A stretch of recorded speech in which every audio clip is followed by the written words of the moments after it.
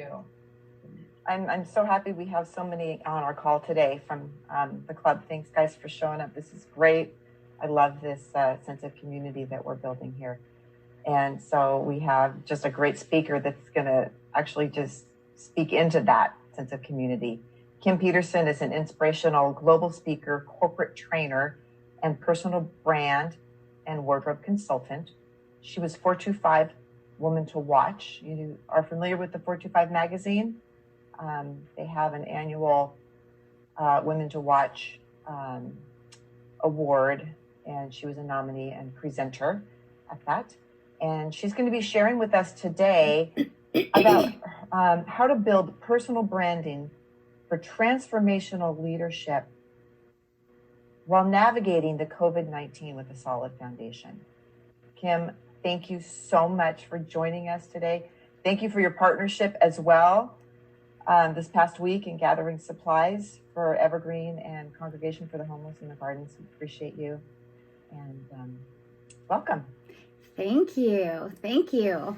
So I have to say, I didn't want to interrupt the flow of happy dollars, but I am happy too. And I have to tell you that just being on this Zoom call with all of you happy people, you know, during this whole COVID situation, we're talking about staying home and washing our hands. And one of the key things we can do for ourselves, of course, is to build our immune systems. And do you know that research shows that positivity and gratitude and happiness, right? All of those things produce oxytocin, which boosts our immune system. So look at all of this that we got here this morning. I'm serious. I'm like, oh, wow. So again, my name is Kim Peterson, and it's an honor to be here this morning. What's interesting to me is that Anne and I had chosen this topic, personal branding for transformational leadership, before we even partnered together last week as a team in our community. And we'll talk a little bit more about that later. But how many of you have heard of the process of personal branding by a show of hands? Perfect. There are no wrong answers, but I'm just curious if any one of you, maybe one or two of you, might popcorn out some quick ideas as to what you think that is. Anybody? Okay, great. I will tell you that personal branding really is a marketing process.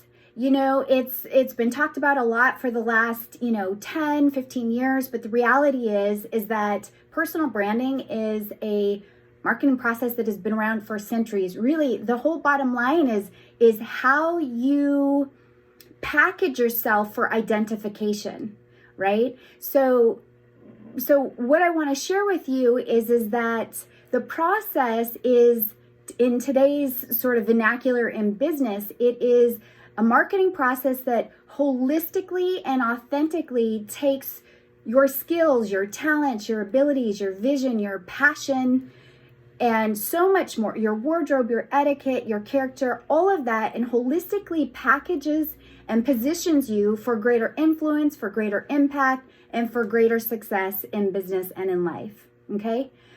What you want to know is everybody has a personal brand. You are your brand, right? You are your brand.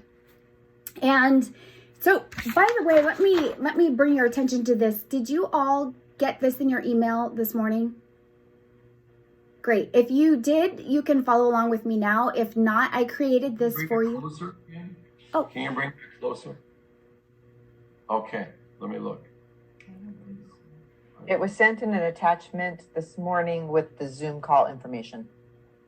Okay, so yes, thank you. Yes, it's embedded into the email. Yep. Perfect. So you can follow along there, and if you don't have it, you can grab it later. Perfect, Michael. It's just a resource for you because I know that for some of you, this might be information that you already know, and for others, it might be new, and you might want to have this as a resource. But here's the big idea. What you want to know about personal branding in terms of leadership right now, which is what we're talking about, is that people need to buy into you first before they buy into your brand of leadership, right? So then the question becomes is how do you holistically package your authentic self to be the most effective leader, especially in these changing times that are uncertain, such as now with this COVID-19 situation. So again, the why. Why should you care about this? People need to buy into you as a leader before they follow your lead. Now, we can be leaders within the Rotary Club as a Rotarian. Some of you have your own businesses whereby you need to be leaders. Others of you just leaders in your homes. And by the way, here's what I know to be true is that in order to be an effective leader in the community, you have to be an effective leader with yourself. So that's self-leadership. So this is a topic that applies to everybody. And while we don't have time to dive deep in it, what I really wanted to do, folks, is I wanted to give you some key questions and some key nuggets with which you can answer and hone. Because here's what I want you to know is that your personal brand, your identity, your conscious connection to that will be your North Star during this time of crisis. When there is confusion, when there is doubt, when there is new information coming, whether it's in Rotary or in your business, your personal brand will act as your compass and your North Star. And hopefully we'll have time to get to a quick exercise as well, but if not, I had Anne also include this. Can you see this? This is a quick exercise that you guys can do after the call as well to help create that North Star. The point is, Thoreau says it best, in the long run, you only hit what you aim at. So it's absolutely imperative that you have a vision, that you have a goal. And so when it gets chaotic over here, guys, this is what you get to do is you get to come back to the vision and the compass of your brand and your identity of leadership during this time so that, and there you go. Thanks, Anne. So that instead of getting derailed, you can come back into alignment and lead with great efficacy. Okay, so let me just say, when do you engage? When do you show up with your personal brand? It's always, folks. This is online. This is offline. This is in the parking lot. This is when you hop onto a call. This is your personal brand shows up in your celebrations and all this happy. I love the happy. And it also shows up in the chaos and in the confusion and the disappointments. The question is, who do you want to be? Who do you want to be as a leader in this time of navigating this COVID crisis, not only in our community, but globally? So here are 5 quick questions on here that we're going to go through. And again, we won't have time to unpack all of these, but there are a few that I want to give us pause for, because I know that as business owners, as folks who are very active in the community, you're busy. I'm busy. So I want to make sure to give you at least a few seconds on a couple of these questions to pause and get a conscious connection to who you want to be during this time. So question number 1, actually, I'm going to read through these really quickly, holistically, and then we're going to come back. 5 key questions that I asked myself as a leader, that I am encouraging you to ask yourself as a leader is, number 1, who do I want to be as a leader? Number 2, what is my vision for how Rotary or your business team or your family, what is your vision for how you will look once we get to the other side of this? Again, we have to keep our eye on the prize. Number 3, what are your core values and guiding principles that you are willing to fight for as a leader during this time? A couple examples might be integrity, compassion, faith, agility, teamwork, to name a few. Number 4, what are your core strengths? You have to know what your strengths are. You have to know what you're really talented at so that you can lead with those strengths. And by the way, build the team around you that has the strengths that you don't have so that you can be effective moving forward. And number 5, the question is, after considering these questions, number 5, What do I need to do right now to add, change, modify, or create differently to come into alignment with the brand of leadership that I want to have and that I need to have right now? Okay, so Anne, we can go ahead and take that page off the screen if you don't mind. And then I'd just love to hear really quickly, just popcorn around, no wrong answers again. What leadership qualities and attributes do you think are most important to embody right now?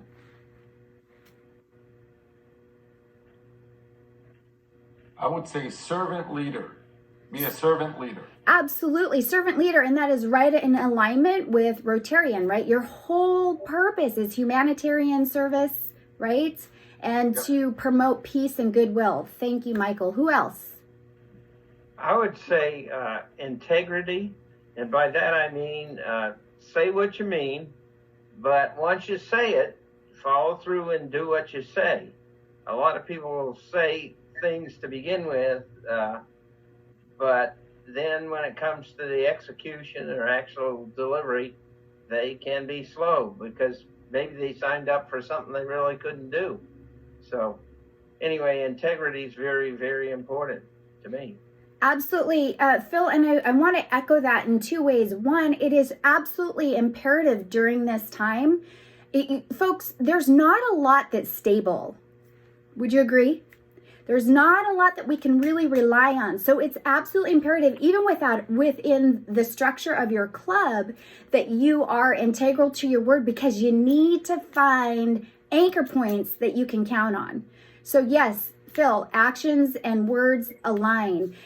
What I want to say also is that when you go through this compass and you create for yourself the brand of you and those attributes that you want to lead with, that will look different for everybody, namely because you all have different strengths and different values for which you're willing to fight for and different giftings that you're going to lead with. There's one attribute that I think is absolutely imperative that each of you, myself, all of us embody during this time, and it is integrity. Absolutely. Like that should be on everybody's compass.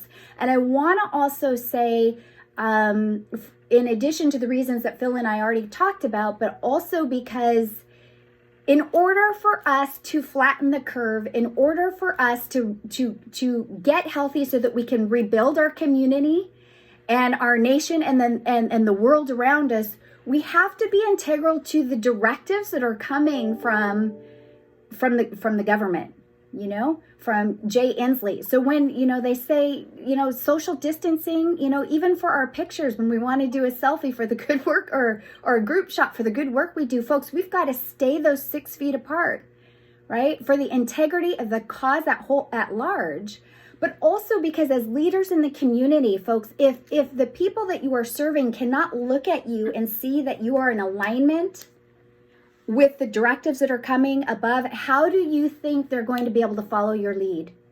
There's an incongruence there. And you can think of that within your club or within your company or your families. It's just so important. Phil, thank you. Okay, let's talk about number 3, which is what core values and guiding principles are you willing to fight for? Right? What are you willing to champion? You have to know, if you don't, there's that saying that says, if you don't know what you stand for, you'll fall for everything. So what are your core values? Anyone have anything they want to share here? Kim? Yeah. How you doing, by the way? I'm great. How are you? It's good to see you both. Good. It's good to see you. It's like I knew you when. I know. 20 years ago, 18 years ago when I started my business. Yeah, exactly.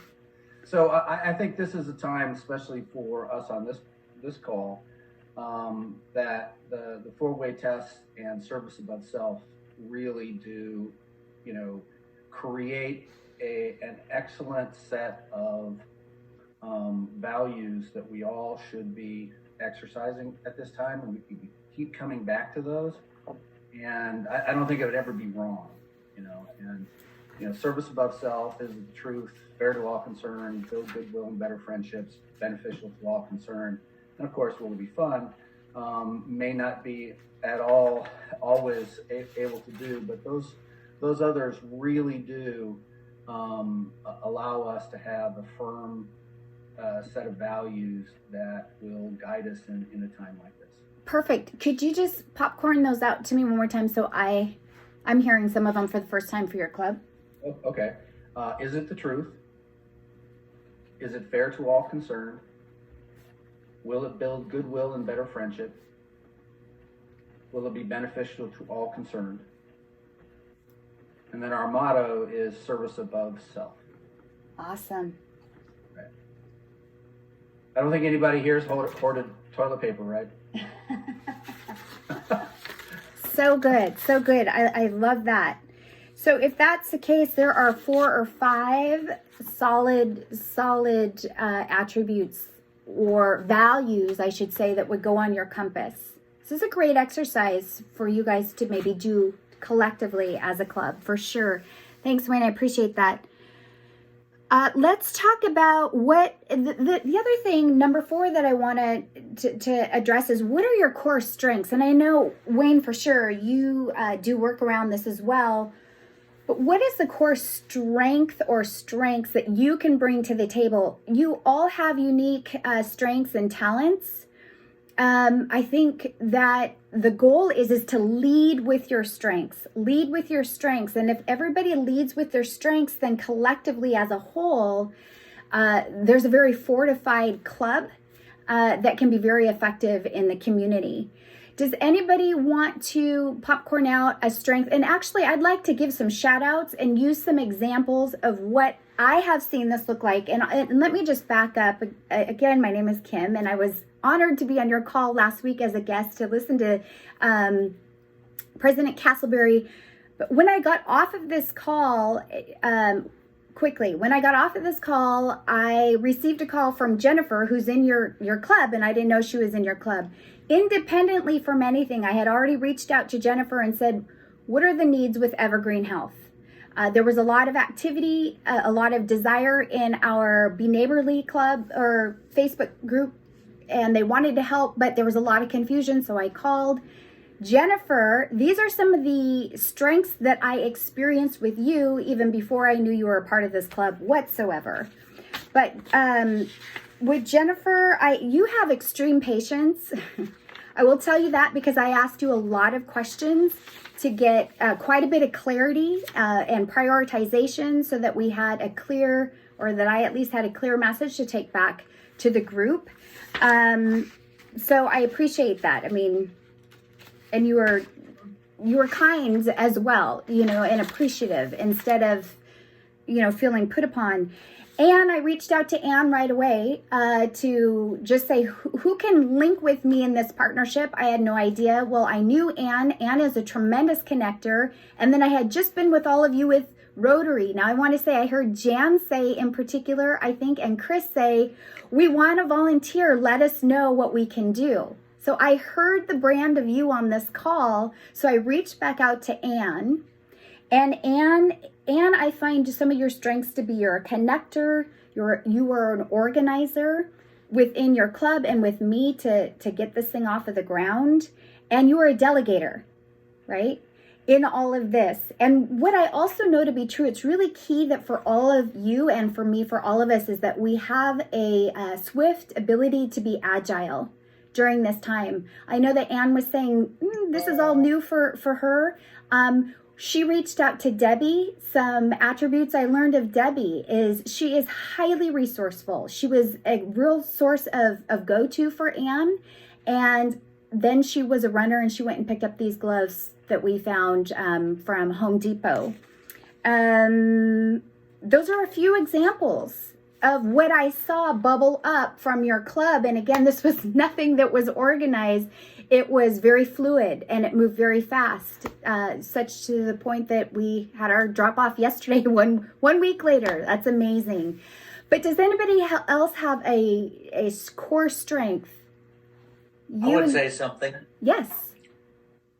My my three kids and my wife and I sometimes get on group calls or FaceTime together, and they have labeled me our family panic coordinator. And what I've taken that as is the things that I don't do. And so sometimes we lead just through not panicking. And so I would throw that out. It's more of a passive activity or a passive strength, but that has led my family. They've labeled me the panic coordinator. So that's worth pausing on. The panic coordinator, that you don't panic. Is that right? Perfect. Exactly. You guys, this is called Grace Under Fire. It is a core strength. It is a pillar. It is a foundation of any leadership. It's leading with grace under fire. That when you're in a crisis situation, when there's confusion, when there's doubt, when there's uncertainty, you want to have grace under fire, which means you can keep calm and cool, even if on the inside you're kind of like this, but you have a calm presence, because that's what people need to see in leadership, so that they say, you know what, we can follow his lead. Now, what is your name again? Is it Tom? Tom. So Tom may not have the other skills and he might not have the other answers, but guess who he has around him? All of you that do. And I'll just say, for me, in this whole example of this effort that we collectively did last week, I didn't have all the answers. But what I did is I had the problem solving ability to call Jennifer, get the information, and then align the right people around me to get it done, right? So teamwork, that is also teamwork. Now, here's what I want to say, because I know we only have 3 minutes. So what I want to share with you is, when you take a moment as a club or as an individual or both, it's very important. By the way, these exercises I do for myself probably quarterly, let alone especially when we're in a crisis. But when you take that, here's the application. Here's how you can take this further off of our call. Is, I would say, take your top values, your skills, your talents, your abilities. There you go, Anne. Thank you. And even what you might need to adopt for yourself, so that this is a clear vision of what you need to go forward. So I will give you a quick example, just so you know how this can come together. I did this again last night. So what I value is integrity, agility. I'm leading with love and kindness. A strength is a problem solver. Clarity through vision is a value. A value is teamwork, effective communication, education, and empowerment through education is part of mine. What I needed to add on there, because again, remember, this is my compass for when things get crazy, so I don't derail. What I added on there, way up here in the corner for myself, was an attitude of gratitude. Because gratitude is preventative medicine, right? These are times where if we're just too focused on the crisis and getting through the crisis, what happens is that our mental health and our emotional health can start to deteriorate. But what I have found to be true, and what research shows, is that an attitude of positivity and gratitude, again, produces oxytocin, which is the hormone that helps to build your immune system. So that's self-care, body health. Jan, yes, and she can go down a deeper dive with you all on that. But it also helps you, gratitude crowds out depression and anxiety, and all of the reality that we have to deal with is there. But if you can think of every single day one thing for which you can be grateful, it crowds that out, and it helps you to reset every day so that you can continue on. I'll tell you what, in my closing statement about gratitude is this. I decided to put in a 30-day self-challenge for myself. So every day, today is day 13. Folks, this is not a great situation that we are collectively in globally, but I want you to know I have found so much to be grateful for every single day, that I feel this sense of joy and community and awe as to what's possible that I'm not even focused. I am reading and I am staying educated as to what's going on and where are the needs and how might I need to pivot as an individual, as a business owner, as a leader. But I am full of gratitude. I'm not down here. And it's not because I'm faking it till I'm making it, Michael says.